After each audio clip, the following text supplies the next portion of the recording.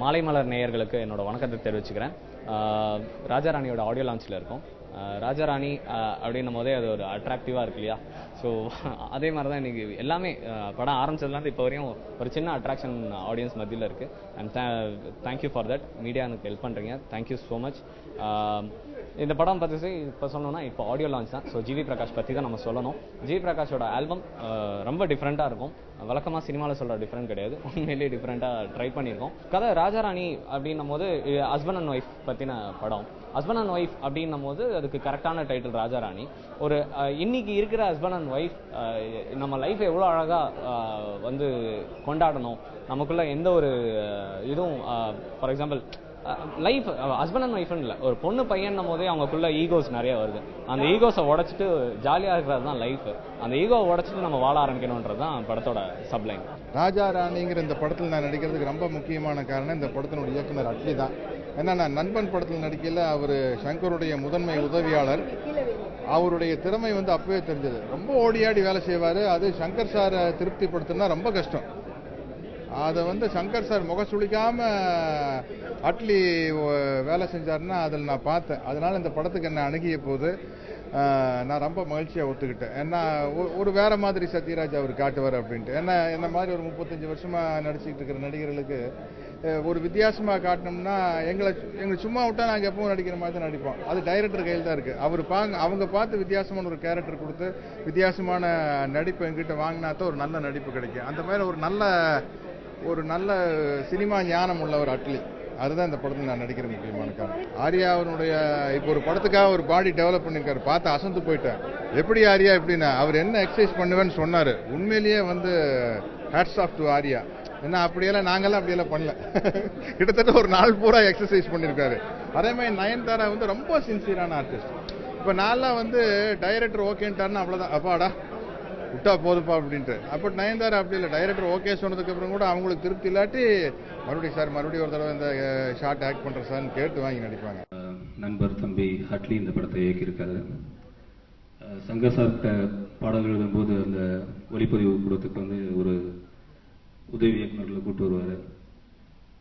ஒவ்வொரு முறையும் வந்து அப்போ தான் கல்லூரி முடிச்சுட்டு நல்லா ஃபயராக இளமையாக வேகத்தோட ஒரு இளைஞரை நான் அவர்கிட்ட சந்திப்பேன். அப்படி நண்பன் திரைப்படத்தில் சந்தித்த இளைஞர் தான் அட்லி. அவர்கிட்ட இருக்க அந்த உற்சாகமும் வேகமும் நம்மளுக்கும் தொத்திக்கும். அந்த வகையில் அட்லி இந்த கதையை சொல்லும்போது நிறைய இடத்துல நான் விழுந்து சிரித்தேன். இந்த 3 பாடல்களும் என்னுடைய ஸ்டைலை விட்டு விலகி கொஞ்சம் மாடர்னாக எழுதியிருப்பேன். தம்பி ஜிவி பிரகாஷ் இப்போதான் வெயில் படத்துக்கு அவரோட முதல் பாடல் எழுதின மாதிரி இருக்குது. அதுக்குள்ள 25 படங்கள் தாண்டி வேகமாக முன்னேறி கொண்டிருக்கிறார். அவருக்கும் என்னுடைய வாழ்த்துக்கள். ராஜாராணி ஒரு அழகான இளமை கூட்டணியான ஒரு படம். அட்லி, ஆர்யா, நயன்தாரா, சத்யராஜ் சார், ஜிவி அப்படின்னு முழுக்க எங்கே திரும்பினாலும் ஒரு யூத்தான மனசு வயசு. அதுக்கடல ஒரு நல்ல பாடல்கள் எழுதக்கூடிய ஒரு வாய்ப்பு கிடைச்சது. குறிப்பாக அட்லியை பற்றி சொல்லணும். சில ஆண்டுகளுக்கு முன்னால் ஒரு குறும்படம் பண்ணிட்டு அதுக்கு ஒரு கிளைமேக்ஸ் சாங் எழுதிட்டாங்கன்னா அப்படின்னு சொல்லி கேட்டார். ஒரு சின்ன இடைவெளி பார்த்தா ஒரு பெரும் படம் பண்ணி அதுக்கு ஒரு 3 பாட்டு எழுதிட்டாங்கன்னா அப்படின்னு வந்தார். இந்த இடைவெளிக்குள்ள ஒரு பெரிய இயக்குனர் சங்கர் அப்படிங்கிற ஒரு பிரம்மாண்டமான பாசறையில் படித்து இன்னொரு பக்கம் ஏஆர் முருகதாஸ் அப்படிங்கிற இன்னொரு பிரம்மாண்டமான கேம்பஸில் போய் ஒரு படம் பண்ணி ஜெயிக்கிறதுங்கிறது ஒரு சாதாரண விஷயம் இல்லை. அதுக்கு அட்லிக்கு என்னுடைய தம்பிக்கு என்னோட அன்பான வாழ்த்துக்களை தெரிவிச்சுக்கிறேன். ராஜாராணி ஸ்டார்ட் பண்ணதுக்கு அப்புறம் தான் அட்லியை நேரில் மீட் பண்ணேன். அப்போ வந்து ரொம்ப சின்ன பையனாக இருந்தாப்புல. ஒரு அசோசியேட் மதன்கிட்ட கேட்டேன். ஏன்னா நான் முருகதாஸ் சார், சர்க்குணா, சுசீந்திரன் இந்த மாதிரி ஒரு சைஸில் ஒரு லெவலில் நாங்கள்லாம் தெரிவோம். நம்மளோட சைஸில் இன்னும் ரொம்ப சின்ன பையனாக இருக்காப்புலையா யாருப்பா என்ன வயசாகுது அப்படிங்கும்போது கேட்கும்போது 25 வயசு தான் ஆகுது அப்படின்னா. 25 வயசுல எப்படிங்க டேரக்டர் ஆகிட்டாப்புல அப்படின்னு எனக்கு ரொம்ப ஆச்சரியமாக இருந்தது. அது மட்டும் இல்லாமல் ரொம்ப சின்ன வயசுலேயே டேரக்டர் ஆகிட்டாப்புல அப்படிங்கும்போது இல்லை வயசு தான் 25. அட்லீஸ்ட் அப்படியே திருப்பி போட்டிங்கன்னா ஒரு 52 நாள் இருக்கணும்ல. அதை விட 82 வயசுக்கு ஆத்த மாதிரி ஒரு தாத்தா மாதிரி பேசுவாப்புல. ஒரு தாத்தாவுக்கான எக்ஸ்பீரியன்ஸ் இருக்கு. ஒவ்வொரு விஷயத்தையும் அனலைஸ் பண்றதுலேருந்து மற்றவங்கள்ட்ட பேசுறதுலேருந்து அவ்வளவு டேலண்ட் அட்லிகிட்ட இருக்கு அப்படின்னு சொல்லி சொல்லிட்டு இருப்பாப்புல. ஆக்சுவலாக நான் வந்து ராஜாராணி படத்தினுடைய அந்த டீசர் அதை பார்த்தபோது நான் மிகவும் இம்ப்ரெஸ் ஆகிவிட்டேன். சாதாரணமாக ஒரு கதாசிரியர் ஏறக்குறைய ஒரு 10 பக்கங்களில் சொல்லக்கூடிய ஒரு விஷயத்தை வந்து அவர் 10 வினாடிகள்ல ரொம்ப அழகா சொல்லியிருந்தாரு. காதல் கைகூடி கல்யாணமான பின்னால வருகின்ற அந்த காலகட்டத்தில் ஏற்படக்கூடிய அந்த பிணக்குகள், ஊடல்கள், பிரச்சனைகள், சச்சரவுகள், இதை வந்து இன்றைய யதார்த்தங்களோடு சொல்லக்கூடிய தமிழ் படங்கள் வெகு குறைவாகவே வந்திருக்கின்றன. ஸோ அந்த ஒரு வேக்யூம் இந்த படத்தால் நிரப்பப்படும் அப்படின்னு எனக்கு தோணுது. ஆர்யாவுக்கு வந்து ஒரு 2 வருஷத்துக்கு முன்னாடி சொல்லலாம், இந்த மாதிரி என்னடா பேப்பர்ல எல்லாம் உன் படமாவே இருக்கு, ஃபுல்லாக ஆட்ஸ் கொடுக்கறதுக்கு இடமே இல்லை, ஏன் நானும் ஒரு படம் நடிச்சிட்டு இருக்கேன், எனக்கும் கொஞ்சம் ஆடு கொடு அப்படின்னு. இப்போ நான் அவங்ககிட்ட கேட்குறேன், செவுத்துல இடம் கொடுன்னு நான் கேட்குறேன் இப்போ. ஏன்னா கிட்டத்தட்ட ஒரு 4 படம் பண்ணிட்டு இருக்காரு. போஸ்டர் ஓட்ட கூட என்னோட படம் போஸ்டர் ஓட்டுறதுக்கு கூட இடம் இல்லை. ஸோ அந்த அளவுக்கு நிறைய படங்கள் பண்ணிட்டு இருக்காரு. ஸோ நிச்சயமா சத்யராஜ் சார் சொன்ன மாதிரி அவர் வந்து சினிமாவை நேசிக்கிறவர். நிச்சயமா உண்மையிலே எவ்வளோக்கு எவ்வளோ நம்ம உழைக்கிறோமோ அந்த அளவுக்கு அவருக்கு அந்த சக்ஸஸ் கிடைக்கும். எஸ், அதே மாதிரி சத்யராஜ் சார் சொன்ன மாதிரி அவர் வந்து நல்ல பாடியெல்லாம் ஏற்றிருக்காரு. காலைல 5 மணிக்கு வீட்டுக்கு வந்துடுவான் சைக்கிள் எடுத்துக்கிட்டு, இங்கேருந்து 30 கிலோமீட்டர் கூப்பிட்டு போவான் என்ன. ஸோ உண்மையிலே ரொம்ப டெடிக்கேட்டடான ஒரு பர்சன். ரொம்ப சந்தோஷமா இருக்கு ஒரு ஆர்யா மாதிரி ஒரு நல்ல ஒரு நண்பர் கிடைச்சதுக்கு இப்படின்னு ஆர்யா சொல்லி அனுப்ப சொன்னான். தேங்க்யூ.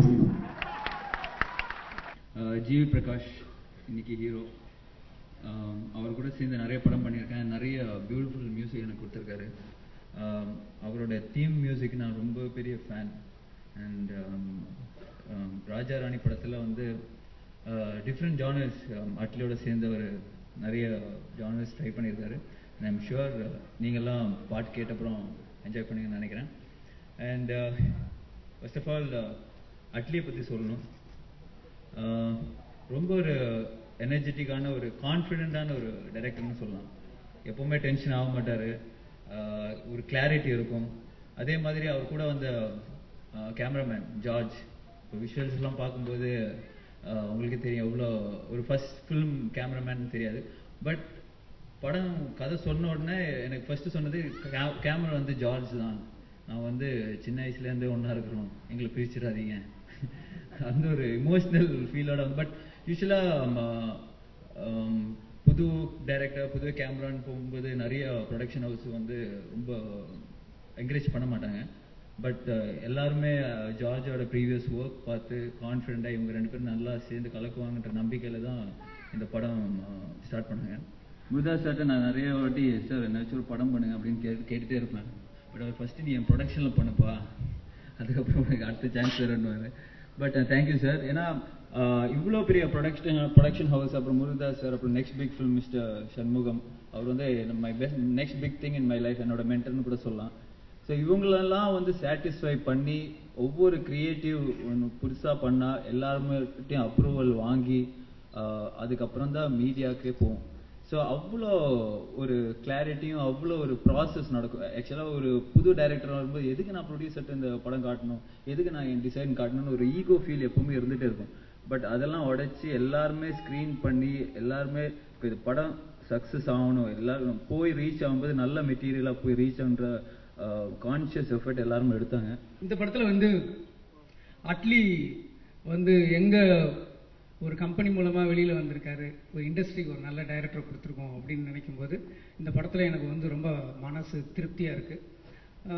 ஒரு சின்ன படமாக ஆரம்பிக்கிற மாதிரி வந்தார். ஸோ அதுக்கப்புறம் அவரோட ஹார்ட் ஒர்க்கு, பின்னாடி இருந்த மகேந்திரன் சார், சண்முகம் சார், இவங்களோட இதில் பெரிய சைஸ் ஆகிடுச்சு. இவ்வளோ ஒரு மல்டி ஸ்டார்ஸ் வச்சு இவ்வளோ பெரிய படம் பிரம்மாண்டமாக கலர்ஃபுல்லாக பண்ணியிருக்காருங்கும் போது ரொம்ப சந்தோஷமாக இருக்குது. படம் ஓரளவுக்கு டபுள் பாசிட்டிவ் பார்த்தேன், ரொம்ப திருப்தியாக இருக்குது.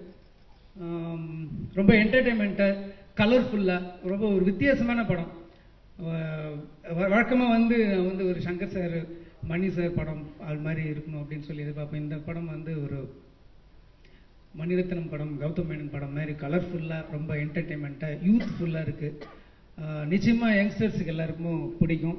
அட்லி வந்து தமிழ் சினிமாவுக்கு ஒரு நல்ல பெரிய டைரக்டராக வருவாருன்ற ஒரு விஷயம் இந்த படத்தை பார்க்கும்போதும் எனக்கு நம்பிக்கை இருக்குது. என் மனசில் கூட ரொம்ப நாளாக ஒரு ஸ்கிரிப்டு ஆர்யாவுக்காக இருக்குது. அது கரெக்டான டைம் வரும்போது ப்ரொடக்ஷனில் என்னோட டைரக்ஷன்லேயும் ஆர்யா கண்டிப்பாக பண்ணுவார். ஜார்ஜ் இந்த படத்தில் கேமரா ஒர்க் பண்ணியிருக்காரு, எவ்வளோ கலர்ஃபுல்லாக எவ்வளோ அழகாக ஒர்க் பண்ணியிருக்காரு, அந்த ப்ரொடக்ஷன் வேல்யூ எப்படி இம்ப்ரூவ் பண்ணியிருக்காரு, எவ்வளோ கலர்ஃபுல்லாக பண்ணியிருக்காருங்கிறது இந்த படம் பார்க்கும்போதே உங்களுக்கு தெரிஞ்சுது. அதை விட ரொம்ப சந்தோஷமான விஷயம் வந்து இந்த படத்தை பார்த்துட்டு தான் நான் வந்து என்னோட அடுத்த படத்துக்கு வந்து ஒரு கேமராமேனாக புக் பண்ணியிருக்கேன். ஸோ